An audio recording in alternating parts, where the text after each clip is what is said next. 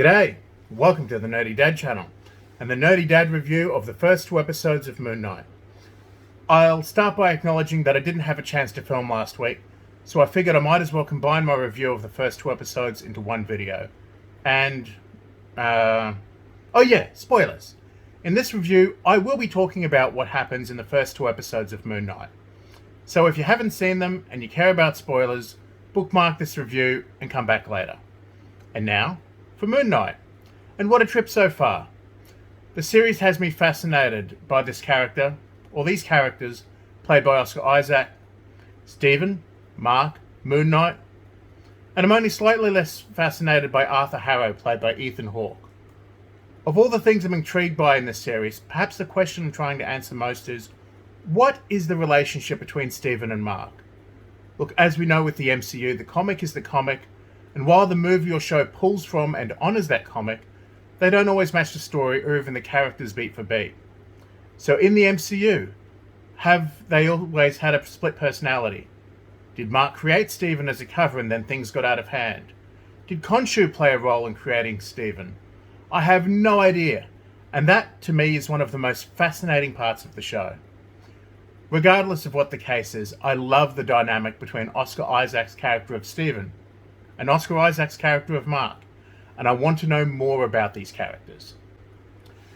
Taking a more specific look at episode 1, The Goldfish Problem, directed by Mohamed Diab, we open with our first look at Arthur Harrow in a scene which, if nothing else, shows us the man's piety, without establishing to whom he is pious, and with no other context.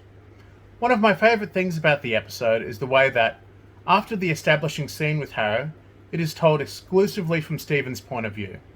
We have no idea what Mark, Moon Knight are doing, but we see the results of it, and we get to soak in that confusion along with Stephen. We get introduced to Stephen's insomnia and paranoia, although, can you really call it paranoia when what he's scared of is actually happening? It certainly would look like paranoia from the outside, especially with what we get to see in the second episode.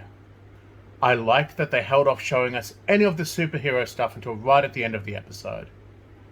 And to me, that's the only scene of the episode that felt somewhat cliche. However, I also feel that they kind of had to.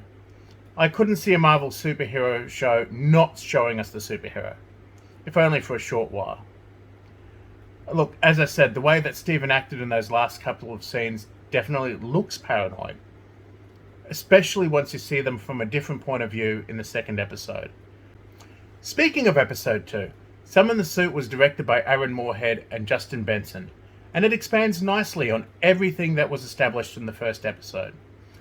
Every villain is the hero of their own story, and they've definitely given Harrow understandable motivations, even if I don't agree with him. Like Stephen, I too draw the line at child murder, no matter how good the intention. And for all that Moon Knight is the hero, I'm not really sure that Khonshu is. At the moment, I think he ultimately falls somewhere on the side of right. But at the very least, he's kind of a dick about it. I appreciate that the writers have given all the major and secondary characters, Stephen, Mark, Khonshu, Harrow, and Layla, understandable motivations and at least hints of a backstory, even if I'm trying to figure it all out. Speaking of May Calamay's Layla, she really gets introduced in this episode. I know her voice was technically in the first episode, but the character is really introduced here. She gives Stephen somebody who really knows Mark to talk to help him figure things out. And what about the kink that Khonshu wants Layla to be his next avatar?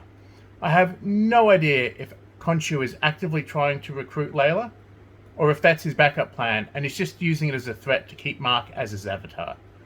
But either way, as I said earlier, while I think Khonshu is likely and ultimately a good-leaning character, he's kind of a dick. So, my overall opinion of the first two episodes of Moon Knight is that I am enjoying the series so far. I'm engaged with the story and I'm intrigued.